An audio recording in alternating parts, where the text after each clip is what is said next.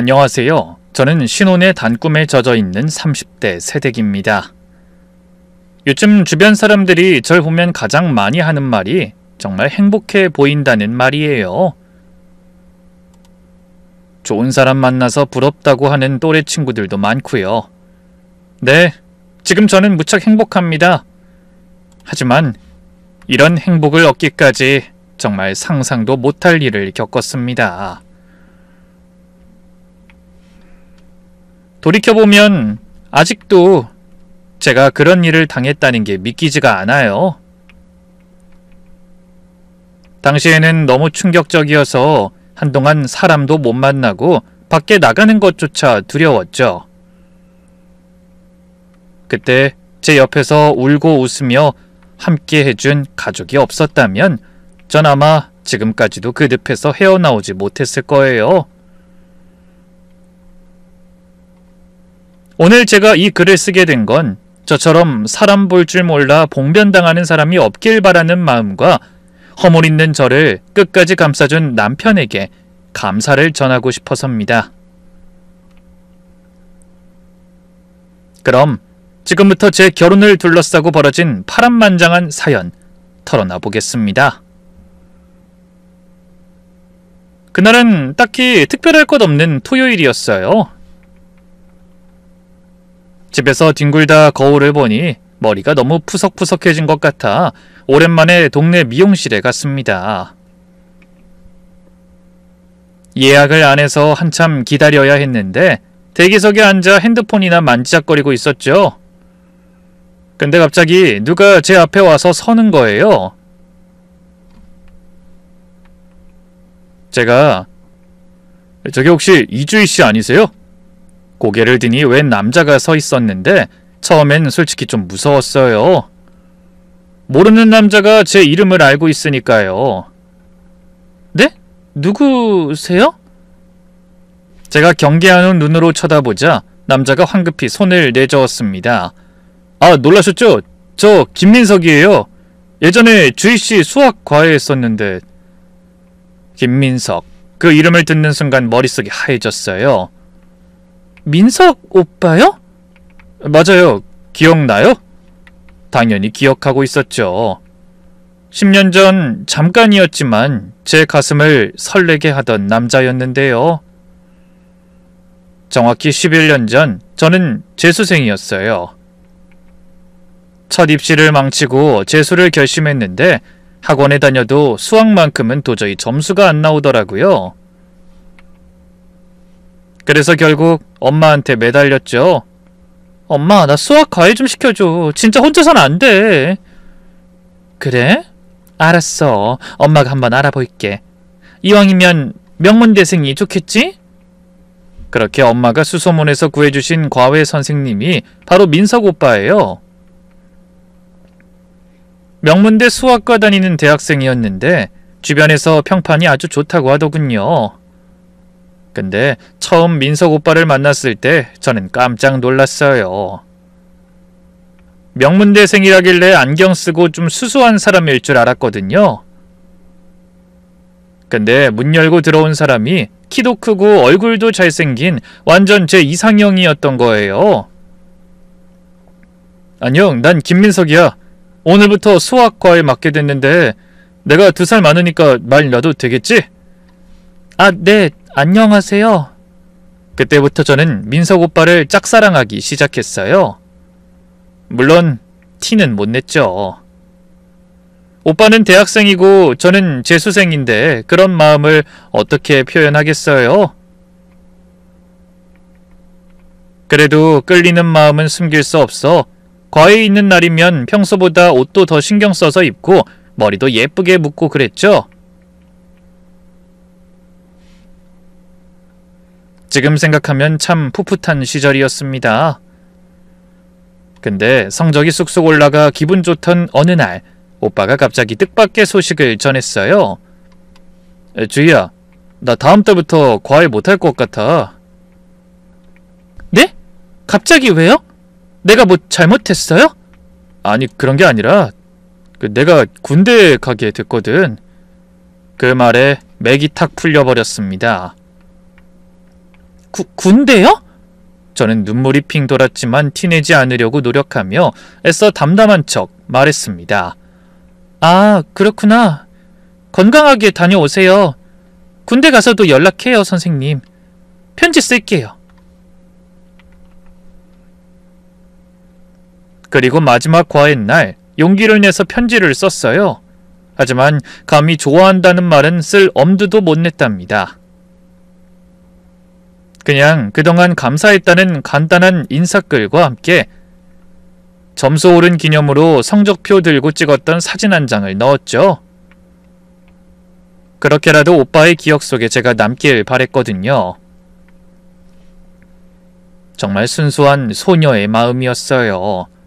하지만 그 한 장의 사진이 나중에 얼마나 큰 후폭풍을 몰고 올지 그때는 전혀 예상하지 못했네요. 편지를 받은 오빠는 흐뭇한 표정으로 웃으며 답했습니다. 그래, 고맙다. 너도 공부 열심히 하고 꼭 원하는 대학에 가길 바래. 그러면서 찡긋 웃더라고요. 그날 저는 혼자 이불을 쓰고 한참을 울었습니다. 이루지 못한 어설픈 20살의 짝사랑이 막을 내렸으니까요.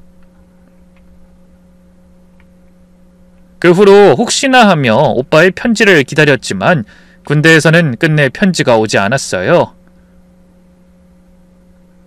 나중에 엄마가 지인한테 들으니까 오빠가 제대하고 해외로 유학을 갔다고 하더라고요.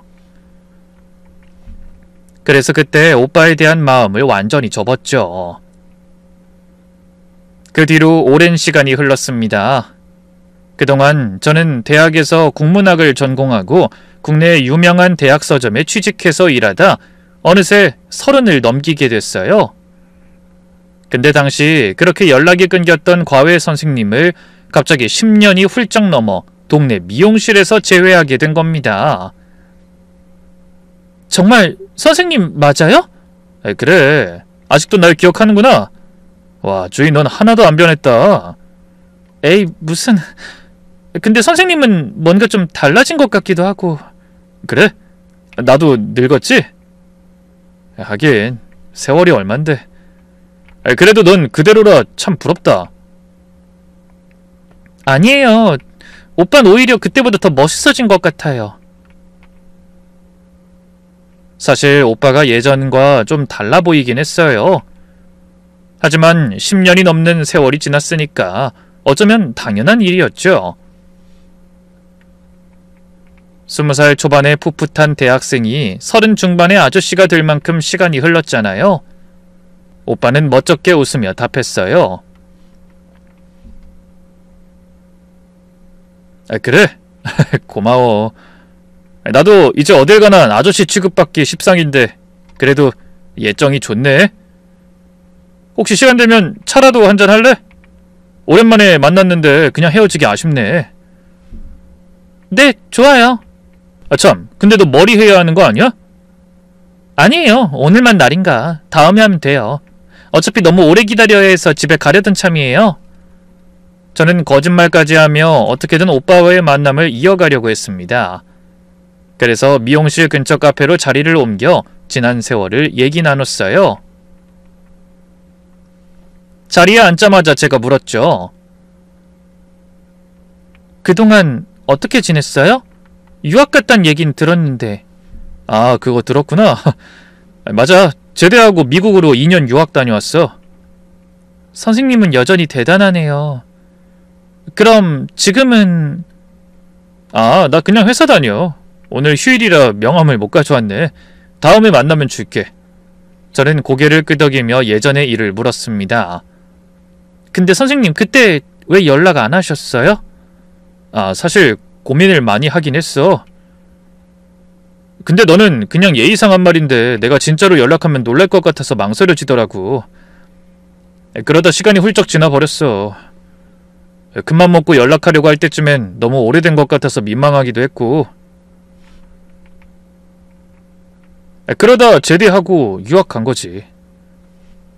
그랬구나. 난 진심이었는데. 제가 원망 섞인 목소리로 중얼거렸습니다. 10여 년 전에 느꼈던 서운함이 갑자기 튀어나온 거예요.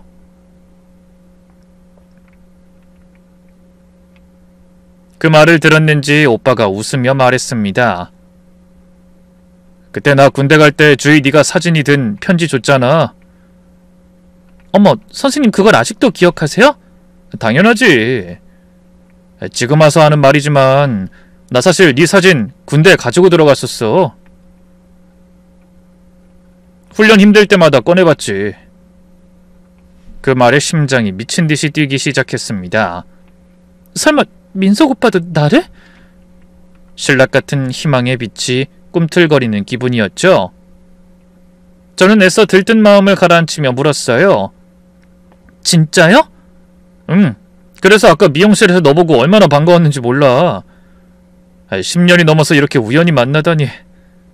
저는 얼굴을 붉히며 오빠를 바라봤고 오빠도 저에게 눈을 맞추며 미소 지었죠. 그날 이후로 저희 두 사람은 자주 연락하게 됐어요. 그러다 두 번째 만나던 날 오빠가 명함을 건네주더군요. 그걸 받아든 제 눈은 휘둥그레졌죠. 선생님 진짜 좋은 회사 다니시네요? 여기 우리나라 최고 대기업 아니에요? 운이 좋았어. 유학 경험이 도움이 많이 됐지. 저는 속으로 감탄했어요. 역시 민석 오빠답다. 예전에도 똑똑하고 성실했는데 열심히 산 세월이 헛되지 않았던 것 같았죠. 명함을 받고 보니 오빠가 더 멋져 보였습니다. 그 뒤로도 오빠가 근사한 레스토랑을 예약해서 저녁도 먹고 음악회에도 가고 영화도 보고 말만 안 했지 데이트 같은 만남이 이어졌습니다. 그러다 오빠가 먼저 자기 마음을 털어놓더군요. 사실 나 그때 좀 널 특별하게 생각했어. 근데 넌 공부에 집중해야 하는 상황이고 나는 그걸 도와야 하는 처지니까 티를 낼 수가 없더라. 군대 가서도 네 생각 많이 했어. 진짜요? 그래. 그러니까 10년이 지나서도 널 한 번에 알아봤지. 저는 홍당무같이 붉어진 얼굴로 고개만 끄덕였습니다. 오빠는 망설임 없이 제 손을 잡더니 예상했던 말을 꺼냈어요. 주희야, 우리가 이 나이에 이렇게 우연히 만나게 된 건 다 운명이라는 생각이 들어. 난 너랑 진지하게 결혼을 전제로 만나보고 싶어. 넌 어때? 저는 심장이 터질 것 같아 제대로 고개를 들지도 못하고 작은 소리로 중얼거렸습니다. 저도 좋아요. 너무 좋아요. 그날부터 저흰 연인이 됐고 매일 행복한 나날이 이어졌죠. 그러다 넉 달째 되던 날 남자친구가 대뜸 결혼 얘기를 꺼냈어요. 겨우 반년도 사귀지 않고 결혼 말이 오가는 게 좀 성급하게 느껴지기도 했지만 용기를 내고 부모님께 결혼을 허락받기로 마음먹었어요. 다음 날 아침 큰맘 먹고 엄마에게 오빠에 대해 말했습니다. 엄마는 제가 결혼하고 싶다는 남자가 10여 년 전에 과외 선생님이라는 말을 듣고 놀라셨죠. 어머 진짜? 정말 그 김민석이 맞는 거지? 아직도 그렇게 성실하고 멋있니? 그렇다니까. 근데 엄마 너무 좋아하는 거 아니야? 엄마 말고 내가 결혼하는 거거든. 얘는 엄마가 그때도 민석이 얼마나 탐냈는데. 아마 딸 가진 엄마들은 열이면 열 민석이 같은 사위 보고 싶어 할걸? 예의 바르지, 똑똑하지, 잘생겼지, 키 크지. 엄마는 저 못지않게 남자친구를 마음에 들어 하셨어요. 근데 연애 기간이 넉 달이라는 말을 듣고 표정이 급격하게 어두워지셨죠. 뭐? 아니 고작 그거 만나고 결혼 얘기를 한다는 거야? 그건 안 돼. 아무리 예전에 알던 사이라도 그냥 일로 알고 지내는 거랑 결혼 상대는 다르잖니. 엄마는 나 30 넘었고 사회생활 경험도 꽤 돼. 내가 사람 보는 눈이 하나 없을까봐? 엄마도 민석이 오빠 얘기 듣자마자 좋아했잖아.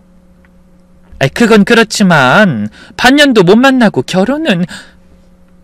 빨리 결혼해서 연애하는 것처럼 살면 되잖아. 엄마도 아마 오빠 보면 놓치기 싫을걸? 예전보다 더 멋있어졌다니까? 그 말에 엄마가 근심과 기대가 엇갈린 표정으로 말씀하셨어요.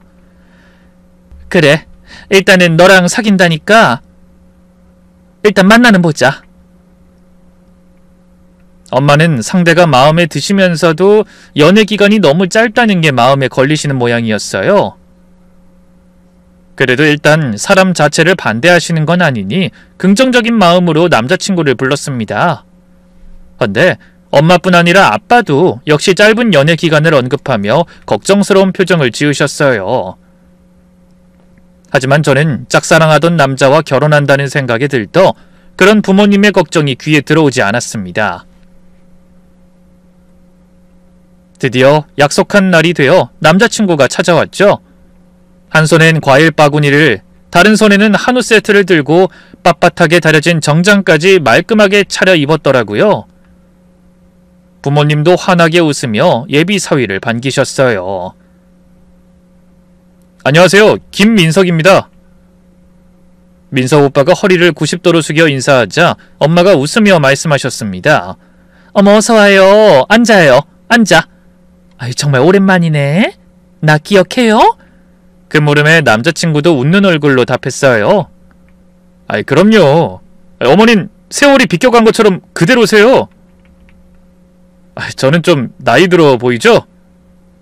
아이, 솔직히 느낌이 좀 많이 달라진 것 같긴 한데 분위기는 더 멋있어진 것 같아. 그렇게 일상적인 인사를 나누며 식사를 했습니다. 오빠가 음식을 먹으며 계속 감탄하자 엄마의 표정이 한결 더 부드러워지는 게 느껴졌죠. 그때 아빠가 드디어 걱정하던 한마디를 꺼내셨습니다. 다 좋지만 사귄 지 4달밖에 안 됐다던데 결혼은 너무 빠른 거 아닌가? 예전에 과외하며 알고 지낸 기간도 겨우 3달 정도고 서로 좀 더 알아가는 시간이 필요할 것 같은데 그렇게 서두르는 이유가 있나? 그 말씀에 남자친구가 먹던 과일을 내려놓고 진지하게 답했어요. 부모님이 걱정하시는 마음 알고 있습니다만 저희 마음은 확실한데 괜히 시간 낭비할 필요 없을 것 같아서요. 둘 다 적은 나이도 아니고 얼른 결혼해서 좋은 가정 꾸리고 싶다는 생각이 들어요. 결혼해서 꾸준히 좋은 모습 보여드릴 테니 걱정하지 마시고 지켜봐 주세요. 그 말을 듣고 아빠가 좀 안심하는 표정을 지으셨죠. 그렇게 이런저런 얘기를 나누며 그날 만남은 비교적 좋은 분위기에 마무리됐어요. 아빠는 남자친구를 만나보고 난 뒤 걱정을 많이 내려놓으신 것 같고 결혼에 긍정적인 모습을 보이셨죠. 근데 오히려 엄마의 얼굴에서 알 수 없는 불안감이 엿보였습니다. 주희야, 아무래도 결혼은 좀 여유있게 생각해보는 게 어떨까? 아니 엄마, 오빠 마음에 든 거 아니었어? 아까 웃으면서 얘기 잘해놓고 왜 그래? 아이, 그냥 아무리 생각해도 연애 넉 달은 너무 짧은 것 같아.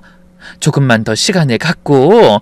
하지만 전 엄마의 말을 끊으며 제가 하고 싶은 말만 했습니다. 시간은 결혼 준비하면서 가질게. 어차피 준비하는데 적어도 2달은 걸릴 거 아니야. 그것도 부족하지. 좀 오래 옆에서 지켜보면서. 싫어. 아까 오빠가 말했잖아. 우리 둘 다 적은 나이가 아닌데 왜 굳이 그래야 해? 엄마도 나 빨리 결혼하길 바란 거 아니었어? 엄마도 민석이 오빠 좋아했잖아. 아이, 그건 그런데. 그럼 우리 그냥 지켜봐 줘요. 오빠가 어디 하나라도 부족한 점이 있어? 오히려 나한테 넘치면 넘쳤지. 난 오빠가 날 좋아해준다는 게 너무 행복해. 엄마, 나 꿈꾸는 것 같단 말이야. 그러니까 내 마음 좀 이해해줘. 그렇게 간절한 제 말에 엄마는 뭐라고 더 말하려다 그냥 입을 다물어 버리셨습니다. 그리고 2주 뒤 상견례가 진행되어 양가 어른들이 인사를 마치고 본격적인 결혼 준비에 들어갔죠. 예식장, 웨딩드레스, 신혼여행까지 남자친구가 적극적으로 나서서 일사천리로 준비가 이루어졌습니다. 마지막으로 신혼집도 정해지니까 진짜 결혼한다는 게 실감나기 시작했어요. 그러다 하루는 엄마가 늦은 시간에도 주무시지 않고 기다렸다가 이렇게 물으셨죠. 주희야, 너희 신혼집 정했다며? 응, 오빠가 다 알아서 해줬어. 우리 회사에서도 멀지 않은 곳이라 좋다고 했어. 왜? 그냥 좀 천천히 해도 되는데 싶어서. 엄마 이미 날짜 잡았잖아. 미룰 수 없어. 그건 그렇지만... 엄마는 여전히 뭔가 걱정되시는 눈치였어요. 하지만 전 그냥 세상 모든 엄마가 딸 시집 보내기 전에 다 그런가 보다 생각했습니다. 그래서 엄마의 근심 어린 얼굴을 무시한 채 시간이 흘러 드디어 결혼식 전날이 됐죠. 솔직히 저는 서운해하실 부모님의 마음은 아랑곳 없이 설레서 잠이 안 올 지경이었어요. 이제 내일이면 진짜 민석 오빠랑 부부가 되는구나. 10년 전에 짝사랑하던 남자랑 결혼하다니 아직도 꿈만 같아. 하지만 불과 하루 만에 제 인생에 얼마나 엄청난 일이 벌어지는지 전혀 눈치채지 못하고 있었죠. 몇 시간 후 드디어 결혼식 당일이 밝았습니다. 저는 아침 일찍 일어나 예식장으로 향했어요. 신부 화장과 머리를 하며 시간이 쏜살같이 흐르더군요. 거울 앞에서 달라진 제 모습을 보자 그제야 결혼한다는 게 실감났습니다. 결혼식 도우미가 옆에서 절 보고 웃으며 말했어요. 신부님 오늘 정말 예쁘시네요. 이제 드레스 입으셔야죠. 제가 도와드릴게요. 네, 감사합니다. 신랑분도 참 멋있으시던데 두 분이 정말 잘 어울리세요. 도우미의 말에 저는 기분이 한껏 좋아졌어요. 예비신랑은 먼저 준비를 끝내고 손님을 맡고 있다고 하더군요. 저도 서둘러 드레스를 입기 위해 자리에서 일어났어요. 근데 바로 그때 핸드폰이 요란하게 울렸습니다. 처음에는 그냥 축하 전화인가 싶어서 안 받으려고 했는데 화면을 보니 엄마였어요. 저는 얼른 핸드폰을 집어 올려 화장이 망가지지 않게 조심하며 대답했습니다. 여보세요? 딸 어디야? 아직 드레스 안 입었지? 엄마의 목소리가 하도 다급해서 깜짝 놀랐어요. 평소 엄마는 그렇게 허둥대는 성격이 아니었거든요. 그런데 그때의 엄마는 마치 다른 사람처럼 숨을 헐떡이며 목소리까지 떨리고 있더군요.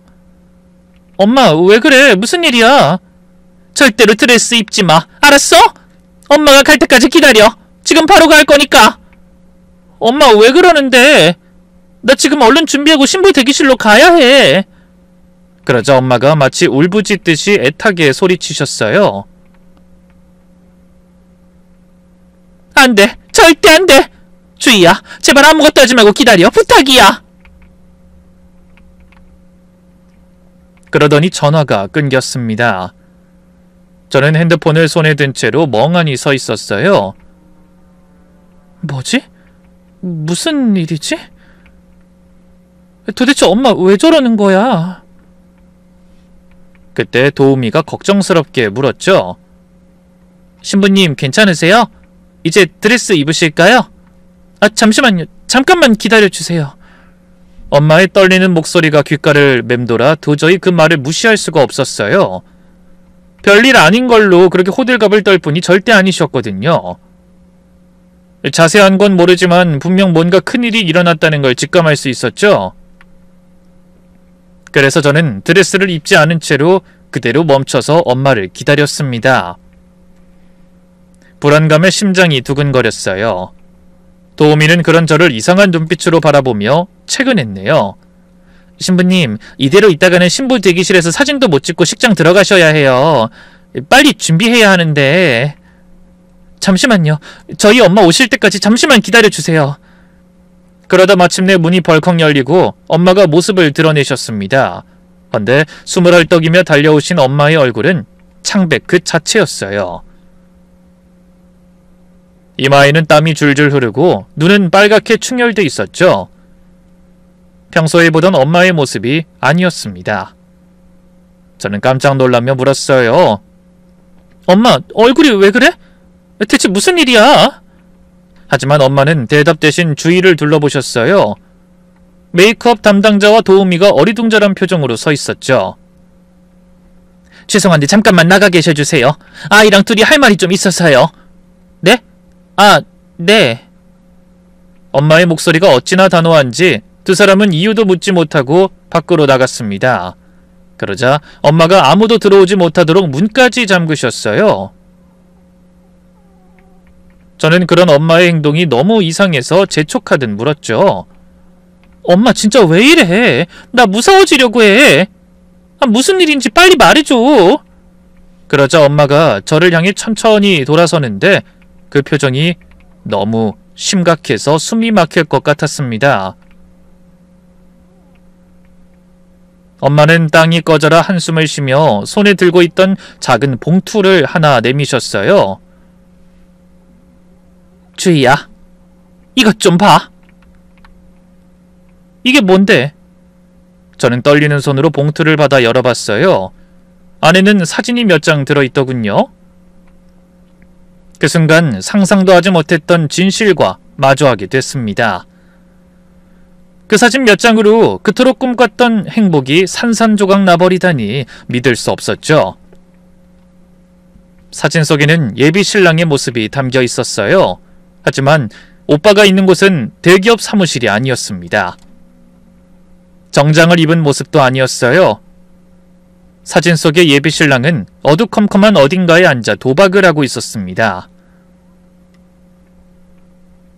엄마, 이게 뭐야? 다음 것도 봐. 그 말에 저는 두 번째 사진을 넘겨봤어요. 이번엔 민석 오빠가 오토바이에서 내리는 모습이었죠. 헬멧을 벗는 얼굴이 틀림없는 예비 신랑이었습니다. 오토바이 뒷좌석에는 큰 배달통이 묶여 있었고 어떤 배달업체 로고가 붙어 있었어요. 세 번째 사진도 비슷했어요. 오빠가 배달 오토바이에서 내려서 음식을 들고 어떤 건물로 들어가는 모습. 네 번째 사진은 다시 도박장이었죠. 아무리 봐도 모든 사진에 선명한 예비 신랑의 얼굴이 찍혀 있었습니다. 엄마, 이게 다 사실이야? 저는 다리에 힘이 풀려서 그 자리에 주저앉을 것 같았어요. 엄마가 다급하게 제 팔을 붙잡으며 말씀하셨죠. 주희야, 정신 차려. 엄마, 이거 진짜 민석 오빠 맞는 거야? 네 눈엔 어떻게 보이니? 저는 사진을 다시 들여다봤어요. 아무리 아니라고 부정하려고 해도 틀림없는 민석 오빠였습니다. 이게 어떻게 된 거야? 오빠가 왜 도박장에 있어? 배달은 다 뭐고? 그러니까 그 자식 대기업 다닌다는 거 다 거짓말이야. 거짓말? 그래, 거짓말이지. 새빨간 거짓말. 엄마 목소리가 떨리고 있었어요. 사실은 엄마가 좀 이상한 느낌이 들어서 고민하다 뒷조사를 한번 해봤어. 처음에 인사 왔을 때부터 뭔가 느낌이 이상했거든. 이상하다니 뭐가? 말로 설명하기 힘들고 그냥 육감이라고 해야 하나? 아무튼 그 인간이 우리 집에 인사 왔을 때부터 어딘가 석연치 않았어. 예전하고는 많이 달라진 것 같고. 처음엔 그냥 내 기분 탓인가 싶었는데 볼수록 찜찜한 기분이 더 커지더라고. 그래서 혹시나 하는 마음에 결혼 전에 확실히 해두자 싶어서 사람을 좀 썼어. 뭐? 사람을 쓸 만큼 오빠가 이상했다고?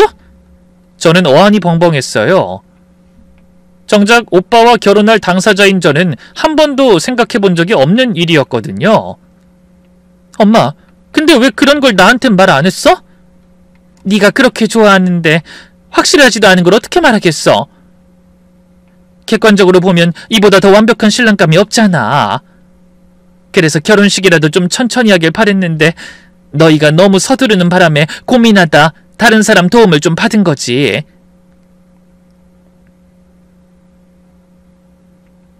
근데 주희야, 이 사진을 좀 봐. 저 인간 절대 대기업 다니는 거 아니다. 배달하면서 번 돈 도박으로 탕진하는 한심한 인간이야. 어떻게 이럴 수가 있지? 오빠가 분명 대기업 다닌다고 명함도 줬는데. 그건 얼마든지 만들 수 있지. 요즘 세상에 명함 만드는 게 뭐 어렵니? 주희야, 우리 정신 차리자. 그래도 식장 들어가기 전에 알게 된 게 얼마나 다행이니? 엄마는 눈물이 그렁그렁한 눈으로 저를 바라보셨습니다. 하지만 저는 머릿속이 하얘져서 한마디도 하지 못했어요. 엄마는 분노가 담긴 목소리로 계속 말씀하셨죠. 며칠 동안 그 인간 쫓아다녀서 알아낸 게 저거야.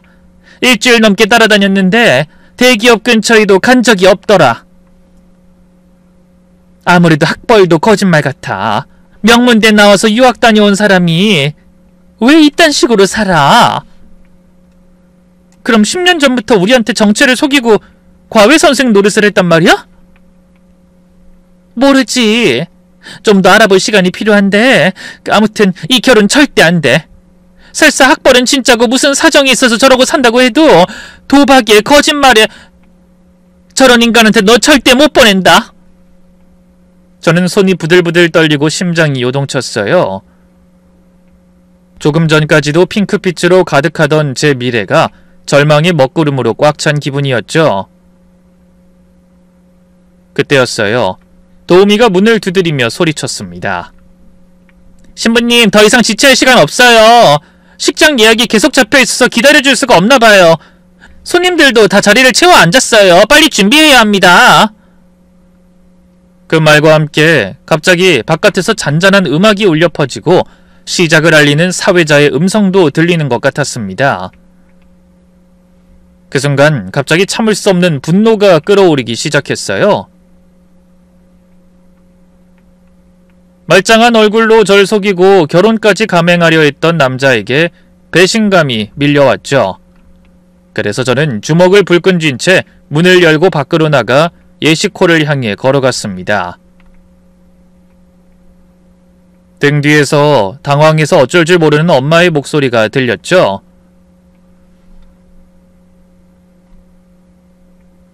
주희야, 너 어디 가? 분장실 밖에서 발을 동동 구르던 도우미가 눈을 동그랗게 뜨고 절 바라보더군요. 엄마가 달려와서 제 팔을 잡으며 말렸지만 저는 미친 사람처럼 소리쳤습니다. 나 직접 가서 물어볼 거야. 뭐? 이 상태로? 응, 도저히 1분 1초도 못 참겠어. 지금 당장 물어볼 거야. 아니야, 이러면 하객들도 다 보게 되잖아. 그냥 신부 몸이 안 좋다고 하고 식을 취소한 다음에 천천히. 아니, 난 도저히 못 기다리겠어. 어차피 결혼식 파트너인 거 알면 다들 이상하게 생각할 게 뻔한데 뭐. 숨길 게 뭐가 있어? 안 돼, 주희야. 제발 진정해. 이건 별로 좋은 생각이 아닌 것 같다. 아니야. 난 도저히 그때까지 못 기다려. 오빠가 도대체 뭐라고 하는지 지금 당장 들어봐야겠다고. 그러면서 엄마의 손을 뿌리치고 뛰어갔습니다. 예식홀 앞에 있다 그 모습을 본 진행요원이 깜짝 놀랐죠. 아니, 신부님, 아직 드레스를 안 입으셨어요? 하지만 저는 아무 대답도 하지 않고 그대로 홀 안으로 직진했습니다. 안에서는 음악이 흘러나오고 하객들이 앉아 있었어요. 정면에는 주례를 맡은 제 은사님이 보이고 반대쪽엔 예비신랑이 입장을 기다리고 있더군요. 멀리서 봐도 멋있는 모습이었어요. 단정한 턱시도를 입고 살짝 긴장한 표정으로 서 있었습니다. 그 모습을 보는 순간 숨이 막힐 정도로 분노가 치밀어 올랐어요. 저는 조금도 주저하지 않고 그대로 음악이 흐르는 예식홀 안으로 걸어 들어갔습니다. 처음에는 아무도 알아채지 못했죠. 하객들이 입구 쪽을 보고 있었지만 제가 드레스를 입고 있지 않으니 신부라고는 상상도 하지 못하는 것 같더군요. 저는 마음을 단단히 먹고 입장을 위해 심호흡을 하고 있는 예비신랑의 곁으로 다가갔습니다. 그때 이상함을 눈치챈 사람들이 웅성거리기 시작했어요.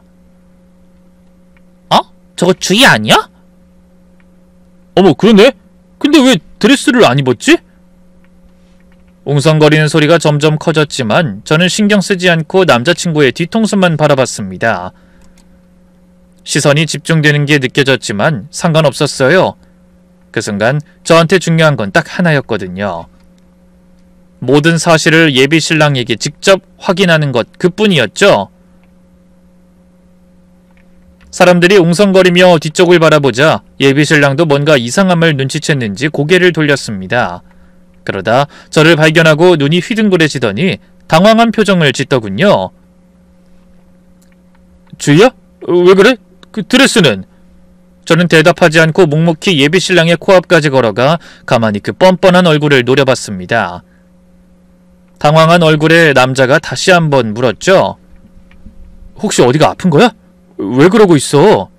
그때 저는 손을 들고 있던 사진들을 그 자식 얼굴에 내던졌습니다. 이거 설명해봐.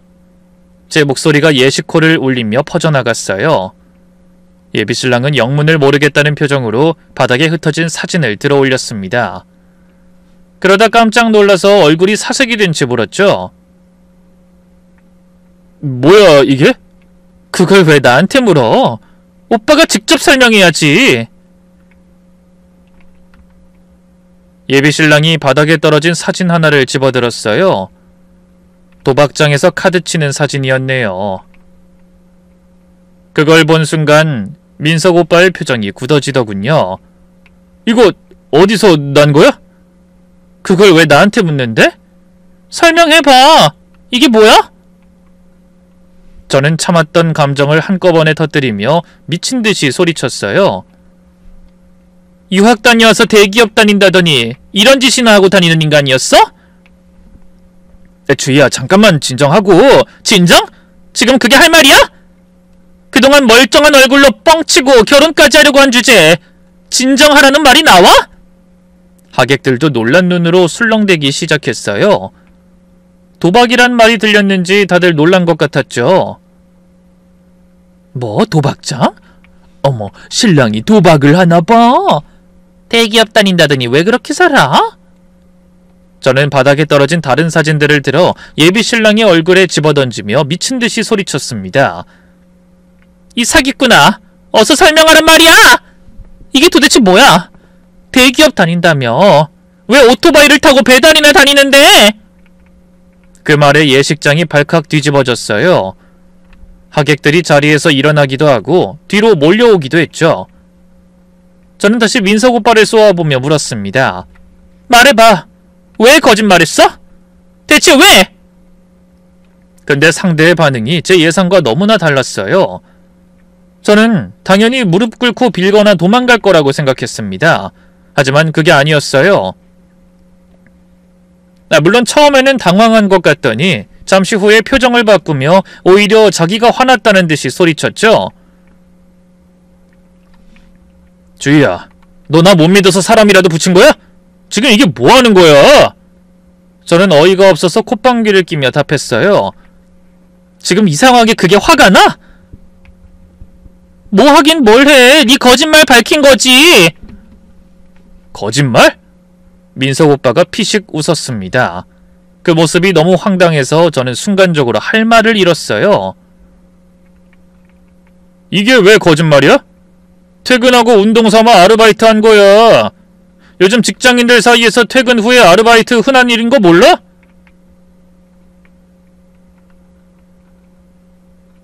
뭐?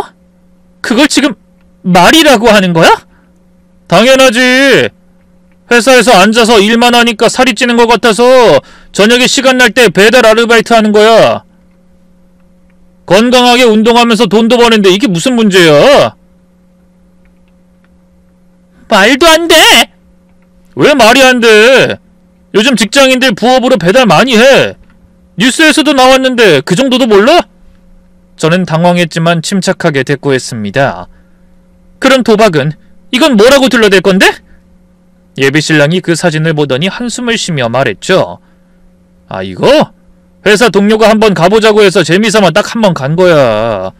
근데 성격이 안 맞아서 다신 안 갔고. 네가 생각하는 그런 불법적인 곳 아니라 정선에 있는 카지노야. 멀쩡히 합법적으로 운영되는 곳이라고. 상대가 너무 당당하게 말하니 제 말문이 막혔습니다. 너무나 혼란스러웠죠. 오히려 제가 뭔가 실수한 것 같은 생각까지 들었죠. 그런 제 마음을 눈치챘는지 예비신랑이 더욱 목소리에 힘을 주며 말했어요. 아니 뭔가 이상하다 싶으면 나한테 먼저 물어봤어야지. 어떻게 몰래 뒤를 캐고 결혼식을 망쳐? 이거 우리 평생 한 번뿐인 결혼식인 거 몰라? 저는 궁지에 몰려 뭐라고 해야 할지 아무것도 생각나지 않았습니다. 주희야, 나 지금 너한테 정말 실망했어. 우리 결혼 다시 생각해보자. 뭐? 실망? 그래, 실망. 이렇게 믿음이 없는데 우리가 부부로 행복할 수 있을 것 같니? 난 아닌 것 같다. 우리 인연 여기까지인가 봐. 그러더니 갑자기 넥타이를 풀고 밖으로 걸어나갔어요. 저는 멍한 표정으로 그 모습을 바라볼 뿐 아무 말도 하지 못했습니다. 이건 누가 봐도 멀쩡한 남자를 의심한 제가 파혼당하는 꼴이었죠. 그때 이 모습을 지켜보던 저희 아빠가 다가와 소리치셨어요. 주희야, 이게 대체 어떻게 된 일이야? 손님들 모셔놓고... 하지만 저는 아무 말도 하지 못하고 멀어져가는 예비신랑의 뒷모습만 바라봤습니다. 그런데 바로 그때였어요. 예식장을 빠져나가던 예비신랑이 주춤거리더니 뒷걸음질 치는 게 보였습니다. 마치 무언가를 보고 놀란 것 같이 온몸을 떨며 그대로 뒤로 밀려나고 있었죠. 조금 기다리니 남자의 맞은편으로 걸어오는 두 사람이 보였습니다. 한 명은 저에게 오빠의 실체를 알려준 저희 엄마였고 다른 한 명은 낯익은 남자였죠. 그 순간 저는 눈을 의심하며 몇 번이나 남자의 얼굴을 바라봤습니다. 예식홀 밖까지 따라 나와 이 상황을 지켜보던 하객들도 소리를 질렀죠. 어머, 저 사람 누구야? 신랑이랑 똑 닮았는데? 뭐야, 신랑 동생인가? 얼핏 보면 쌍둥이라고 해도 믿겠어. 그 남자가 점점 가까이 다가올수록 요동치던 심장이 멎어버릴 것 같았어요. 남자가 민석 오빠랑 너무나 닮았던 겁니다. 아니, 그냥 조금 닮은 정도가 아니었어요. 키도 비슷하고 체격도 비슷하고 얼굴 생김새도 분위기도 마치 같은 사람을 보는 것 같았습니다. 이게 뭐지? 저도 모르게 중얼거렸어요. 그 자리를 벗어나려던 예비신랑도 엉거주춤 밀려나 그 자리에 얼어붙은 듯 서 있었죠. 헌데 그 얼굴이 마치 귀신을 본 듯이 굳어져 있었어요. 조금 전까지 당당하던 표정은 싹 사라지고 창백함만 남아있더군요. 뭐야, 저놈이 왜 여기에... 저는 그 말을 놓치지 않고 소리쳤어요. 오빠, 지금 뭐라고 했어? 누구라고? 아니야, 아무것도 아니야. 예비신랑은 황급히 부정했지만 눈빛이 심하게 흔들리고 있었어요. 분명히 뭔가를 알고 두려움에 떠는 눈빛이었죠. 저는 멍하니 엄마를 바라보며 중얼거렸습니다. 엄마, 저 사람 누구야? 혹시 오빠가 쌍둥이야? 오빠는 분명히 외동이라고 했는데? 하지만 엄마는 그 말에 답하는 대신 마른 침을 꿀꺽 삼키더니 기겁할 말을 꺼내놓으셨습니다. 주희야, 엄마 말 잘 들어. 이 사람이 바로 진짜 민석이야. 순간 저는 머리를 한 대 얻어맞은 것처럼 멍해졌습니다. 엄마의 목소리가 귓가에 맴돌았지만 정확히는 무슨 말인지 이해할 수가 없었죠. 뭐? 그게 무슨 소리야? 진짜 민석이라니? 예전에 너 과외해줬던 그 민석인 바로 이 사람이라고. 저는 엄마가 가리키는 남자를 다시 한번 바라봤습니다. 남자도 절 보고 있었죠. 눈이 마주치는 순간 묘한 느낌이 들더라고요.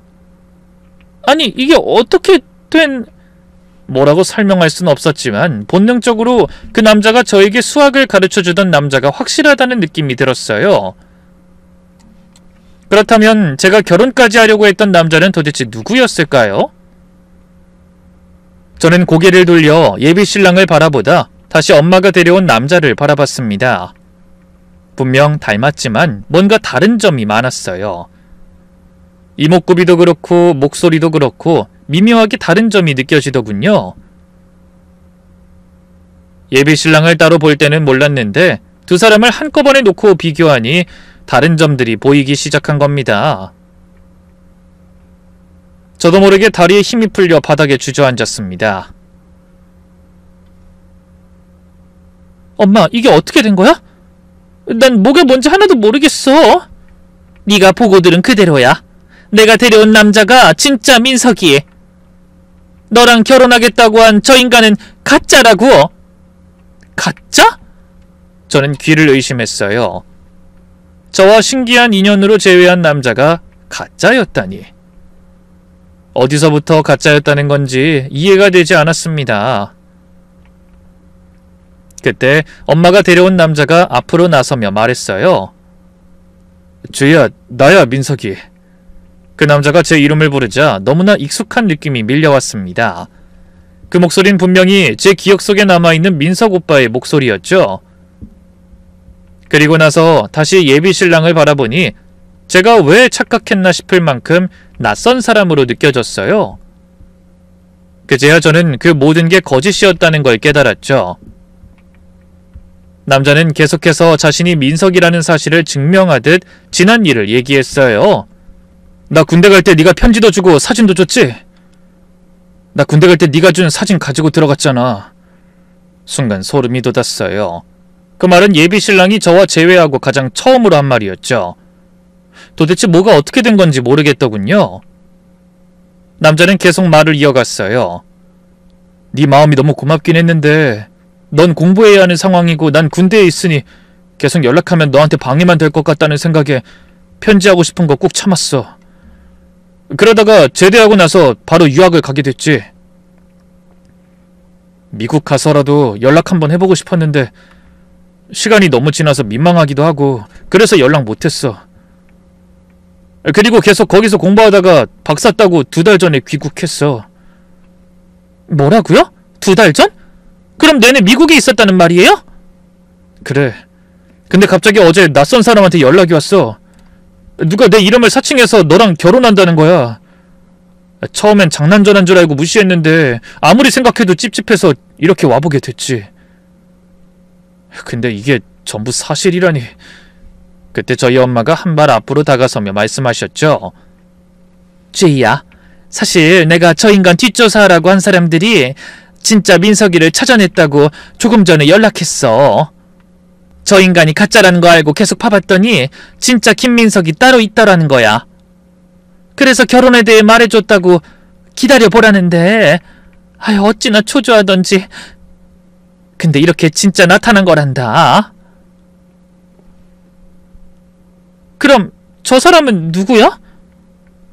저는 턱시도를 입고 저와 결혼할 뻔한 남자를 바라봤습니다. 남자는 창백한 얼굴로 아무 말도 못하고 있더군요.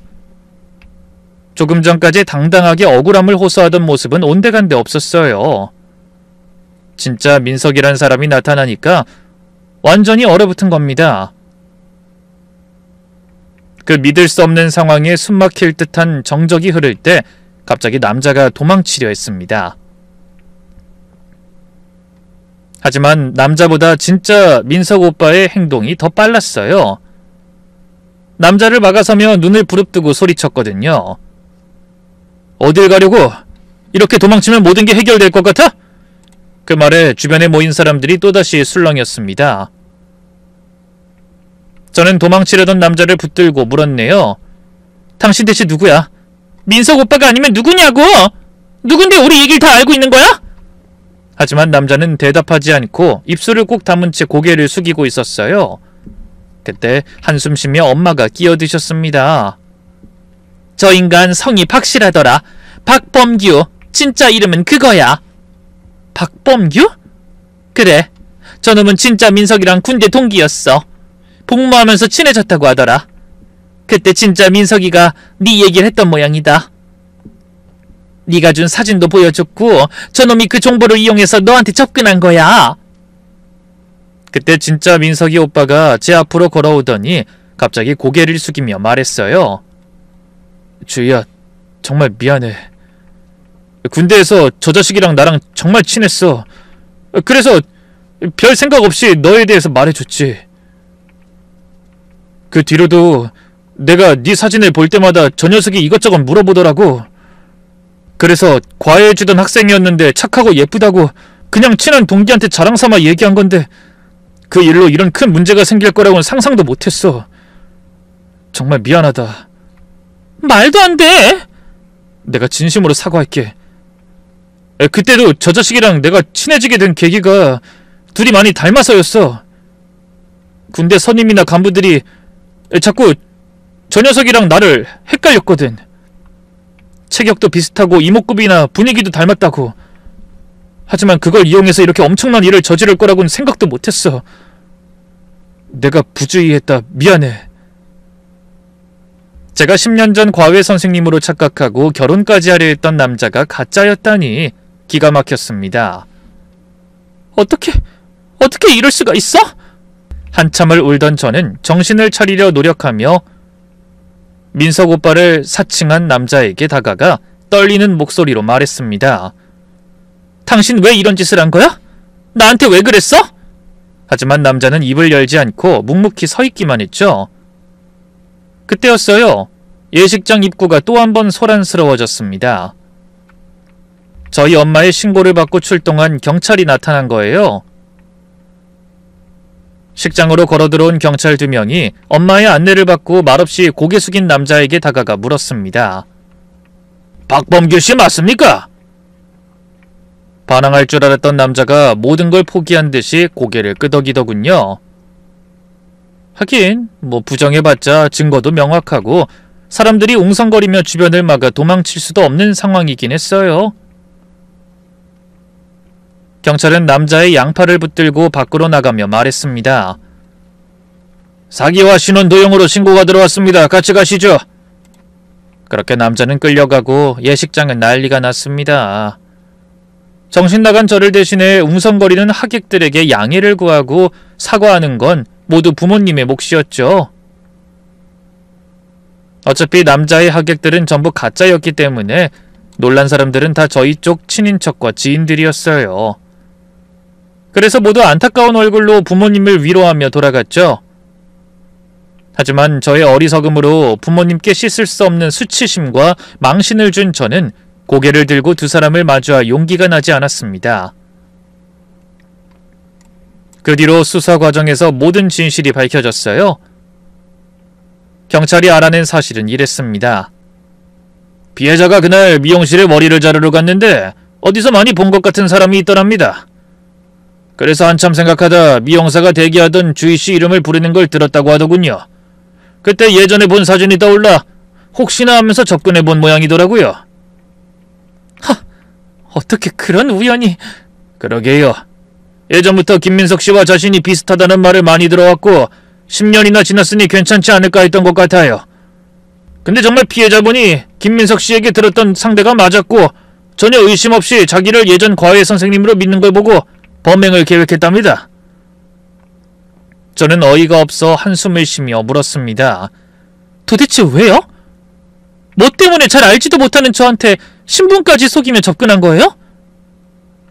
그게 예전에 들은 정보로 주희씨 집안이 부유하다는 것을 알고 접근한 것 같습니다.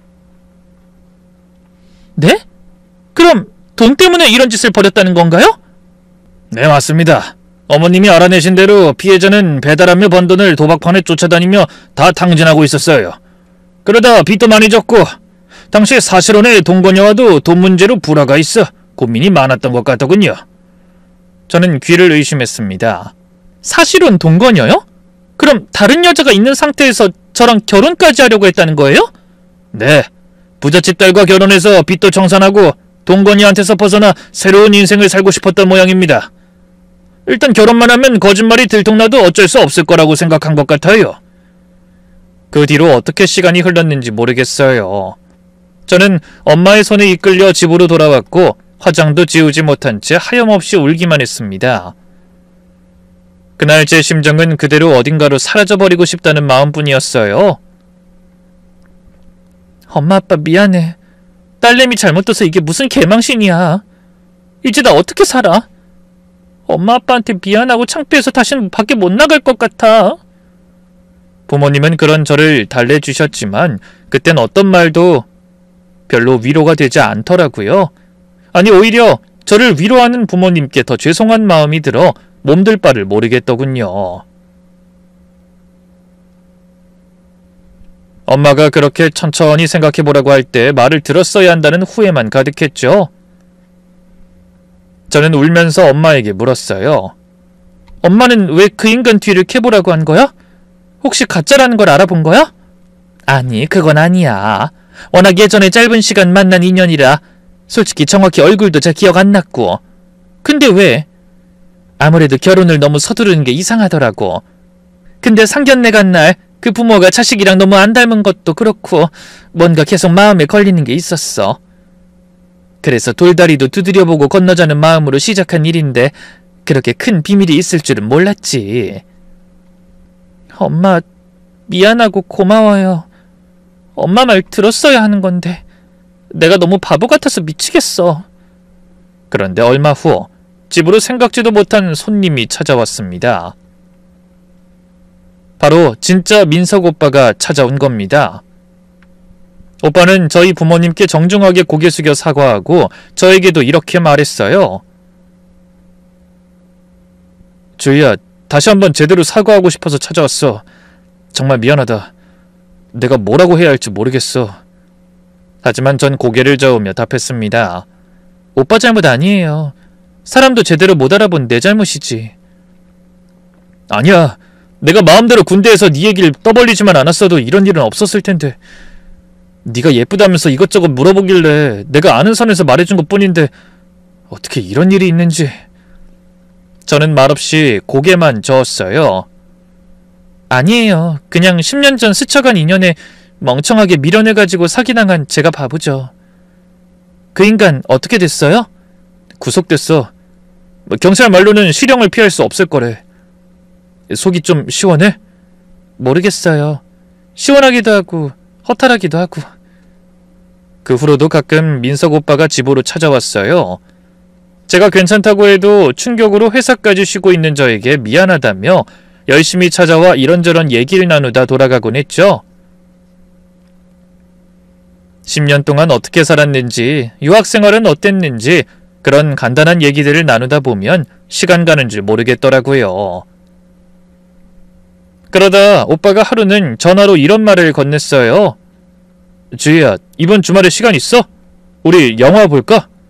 하지만 전 망설였어요. 밖에 나가 사람들을 만나고 싶은 생각이 들지 않더라고요. 괜찮아 주희야, 내가 옆에 있잖아. 언제까지나 집 안에만 갇혀있을 순 없어. 죄를 지은 건 네가 아니잖아.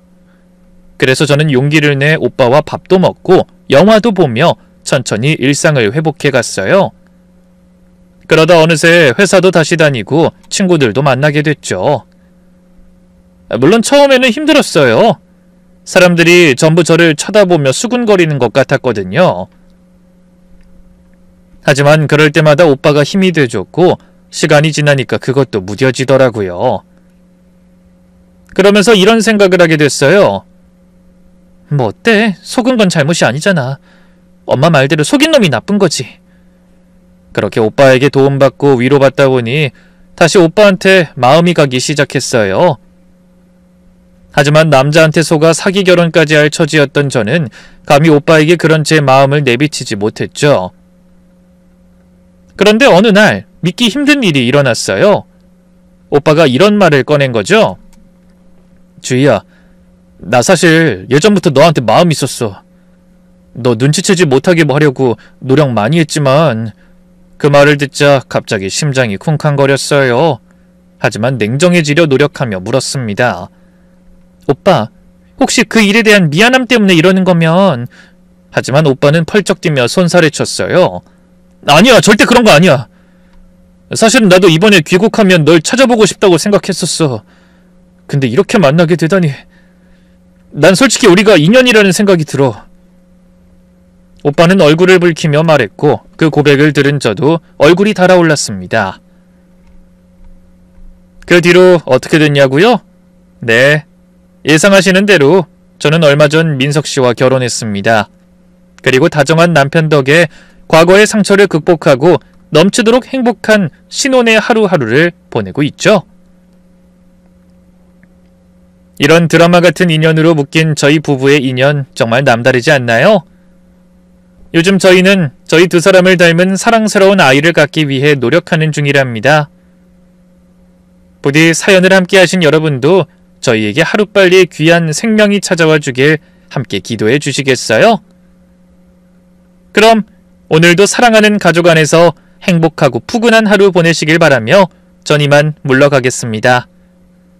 부끄러운 제 이야기에 귀 기울여 주셔서 정말 감사합니다.